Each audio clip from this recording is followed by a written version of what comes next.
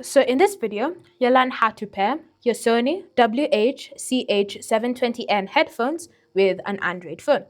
Now for this video, I will be using the Samsung Galaxy S24 Ultra, but these instructions will apply to any Android phone that you wish to connect these headphones to. Now the first step before you connect the headphones to your phone is to ensure that you've opened up the Bluetooth settings.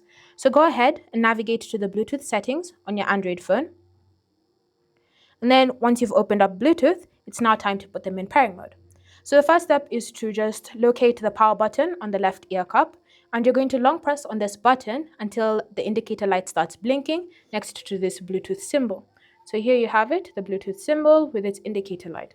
So go ahead and long press on it until it becomes blue. Then when it starts blinking blue like this, it means it's in pairing mode.